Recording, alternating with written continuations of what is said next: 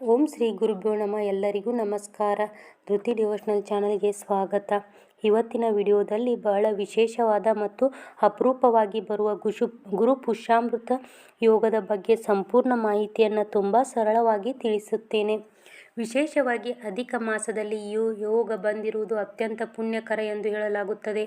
ಸಾಮಾನ್ಯವಾಗಿ ನಾವು ಜೀವನದಲ್ಲಿ ಹಣ, ಆರೋಗ್ಯ, ನೆಮ್ಮದಿ, ಐಶ್ವರ್ಯ ಮತ್ತು ಸ್ಥಿರತೆ ಬೇಕೆಂದು ಬಯಸುತ್ತೇವೆ. ಆದರೆ ಯಾವ ಸಮಯದಲ್ಲಿ ಯಾವ ಕೆಲಸ ಮಾಡಿದರೆ ಉತ್ತಮ ಫಲ ಸಿಗುತ್ತದೆ ಅನ್ನುವುದನ್ನು ತಿಳಿದುಕೊಳ್ಳುವುದು ಕೂಡ ತುಂಬ ಮುಖ್ಯ. ಅದಕ್ಕಾಗಿಯೇ ಈ ಗುರು ಪುಷ್ಯಾಮೃತ ಯೋಗವನ್ನು ಸುವರ್ಣ ಅವಕಾಶ ಎಂದು ಕರೆಯುತ್ತಾರೆ. ಈ ಯೋಗದಲ್ಲಿ ಮಾಡಿದ ಒಳ್ಳೆಯ ಕೆಲಸಗಳು ದೀರ್ಘಕಾಲದ ಫಲವನ್ನು ನೀಡುತ್ತವೆ ಎಂದು ನಂಬಲಾಗಿದೆ.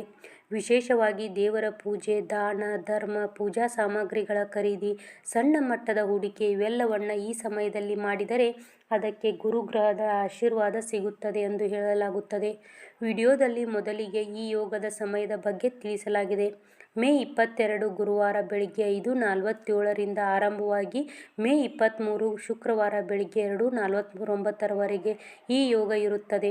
ಇಡೀ ದಿನವು ಗುರು ಪುಷ್ಯಾಮೃತ ಯೋಗ ಇರುವುದರಿಂದ ಇದನ್ನು ಅತ್ಯಂತ ವಿಶೇಷ ದಿನ ಎಂದು ಪರಿಗಣಿಸಲಾಗಿದೆ. ಆದರೆ ಮಧ್ಯಾಹ್ನ 1:30ರಿಂದ 3 ಗಂಟೆಯವರೆಗೆ ರಾಹುಕಾಲ ಇರುವುದರಿಂದ ಆ ಸಮಯವನ್ನು ಬಿಟ್ಟು ಉಳಿದ ಸಮಯದಲ್ಲಿ ಶುಭ ಕಾರ್ಯಗಳನ್ನು ಮಾಡಬೇಕು. ಸಾಮಾನ್ಯವಾಗಿ ಹಿಂದೂ ಧರ್ಮದಲ್ಲಿ ರಾಹುಕಾಲದಲ್ಲಿ ಹೊಸ ಕೆಲಸ ಆರಂಭಿಸುವುದನ್ನು ತಪ್ಪಿಸಲಾಗಿದೆ. ಆದ್ದರಿಂದ ಬೆಳಿಗ್ಗೆ ಸ್ನಾನ ಮಾಡಿ ದೇವರ ಪೂಜೆ ಮಾಡಿ ನಂತರ ಶುಭ ಕಾರ್ಯಗಳನ್ನು ಪ್ರಾರಂಭಿಸುವುದು ಉತ್ತಮ. ಈ ವಿಡಿಯೋದಲ್ಲಿ ಹೇಳಿರುವ ಅತ್ಯಂತ ಮುಖ್ಯ ವಿಷಯ ಅಂದರೆ ಖರೀದಿಗೆ ಮುಂಚೆ ಮಾಡಬೇಕಾದ ಒಂದು ಸರಳ ಪರಿಹಾರ. ಹಲವರು ಈ ದಿನ ಏನಾದರೂ ಖರೀದಿ ಮಾಡಿದರೆ ಅದು ಜೀವನದಲ್ಲಿ ಸ್ಥಿರವಾಗಿರುತ್ತದೆಯಾ ಎಂಬ ಅನುಮಾನ ಇಟ್ಟುಕೊಳ್ಳುತ್ತಾರೆ. ಅದಕ್ಕಾಗಿ ಬಹಳ ಸುಲಭವಾದ ಪರಿಹಾರವನ್ನು ತಿಳಿಸಿದ್ದೇನೆ. ಮನೆಯಲ್ಲಿ ವಿಷ್ಣು ಅಥವಾ ಲಕ್ಷ್ಮೀ ವೆಂಕಟೇಶ್ವರ ಸ್ವಾಮಿಯ ಫೋಟೋ ಮುಂದೆ ಒಂದು ವೀಳ್ಯದೆಲೆ ಇಟ್ಟು ಅದರ ಮೇಲೆ ಅರಿಶಿನ, ಕುಂಕುಮ ಮತ್ತು ₹1 ನಾಣ್ಯ ಇಡಬೇಕು. ನಂತರ ಓಂ ಬ್ರಹ್ಮ ಬೃಹಸ್ಪತಯೇ ನಮಃ ಎಂಬ ಗುರು ಮಂತ್ರವನ್ನು 21 ಬಾರಿ ಜಪಿಸಬೇಕು. ಜೊತೆಗೆ ಓಂ ಶ್ರೀ ಮಹಾಲಕ್ಷ್ಮೀ ನಮಃ ಎಂದು ಪ್ರಾರ್ಥನೆ ಮಾಡಬೇಕು. ಈ ರೀತಿಯಾಗಿ ದೇವರನ್ನು ಸ್ಮರಿಸಿ ಖರೀದಿ ಮಾಡಿದರೆ ಆ ವಸ್ತು ನಮ್ಮ ಜೀವನದಲ್ಲಿ ನೆಮ್ಮದಿ, ಸ್ಥಿರತೆ ಮತ್ತು ಐಶ್ವರ್ಯವನ್ನು ತರುತ್ತದೆ ಎಂದು ಹೇಳಲಾಗುತ್ತದೆ. ಗುರುಗ್ರಹ ಜ್ಞಾನ, ಧನ ಮತ್ತು ಶುಭ ಫಲದ ಸಂಕೇತವಾಗಿರುವುದರಿಂದ ಈ ಮಂತ್ರ ಜಪಕ್ಕೆ ವಿಶೇಷ ಮಹತ್ವ ಇದೆ ಎಂದು ವಿವರಿಸಲಾಗಿದೆ. ವಿಡಿಯೋದಲ್ಲಿ ಇನ್ನೊಂದು ಪ್ರಮುಖ ವಿಷಯ ಅಂದರೆ ಯಾವ ವಸ್ತುಗಳನ್ನು ತೆಗೆದುಕೊಳ್ಳಬಾರದು ಎಂಬುದು. ಯೋಗ ತುಂಬ ಶುಭ ಫಲವಾದರೂ ಅಧಿಕ ಮಾಸ ಇರುವುದರಿಂದ ಕೆಲವು ಕೆಲಸಗಳನ್ನು ಮಾಡಬಾರದು ಎಂದು ಹೇಳಿದ್ದಾರೆ. ಉದಾಹರಣೆಗೆ ಹೊಸ ವಾಹನ ಖರೀದಿ, ಹೊಸ ಮನೆ ಅಥವಾ ಸೈಟ್ ಖರೀದಿ, ಮದುವೆಗೆ ಸಂಬಂಧಪಟ್ಟ ಸಾಮಗ್ರಿಗಳು, ದೊಡ್ಡ ಮಟ್ಟದ ಹೂಡಿಕೆಗಳು ಇವುಗಳನ್ನು ತಪ್ಪಿಸಬೇಕು ಎಂದು ತಿಳಿಸಿದ್ದಾರೆ. ಯಾಕೆಂದರೆ ಅಧಿಕ ಮಾಸದಲ್ಲಿ ದೊಡ್ಡ ಶುಭ ಕಾರ್ಯಗಳನ್ನು ಮಾಡುವುದನ್ನು ಕೆಲವು ಸಂಪ್ರದಾಯದಲ್ಲಿ ತಪ್ಪಿಸಲಾಗುತ್ತದೆ. ಅದೇ ರೀತಿ ಚಪ್ಪಲಿ, ಚಾಕು, ಕತ್ತರಿ ಮತ್ತು ಕಬ್ಬಿಣದ ವಸ್ತುಗಳನ್ನು ಕೂಡ ಖರೀದಿ ಮಾಡಬಾರದು ಎಂದು ಹೇಳಿದ್ದಾರೆ. ಇಂತಹ ವಸ್ತುಗಳು ನಕಾರಾತ್ಮಕ ಶಕ್ತಿಯನ್ನು ಹೆಚ್ಚಿಸಬಹುದು. ಆದರೆ ಕೆಲವು ವಸ್ತುಗಳನ್ನು ಖರೀದಿ ಮಾಡುವುದು ತುಂಬ ಶುಭಕರ ಎಂದು ಹೇಳಲಾಗಿದೆ. ವಿಶೇಷವಾಗಿ ಹಳದಿ ಬಣ್ಣದ ವಸ್ತುಗಳನ್ನು ತೆಗೆದುಕೊಳ್ಳುವುದು ಗುರುಗ್ರಹದ ಕೃಪೆಯನ್ನು ಹೆಚ್ಚಿಸುತ್ತದೆ.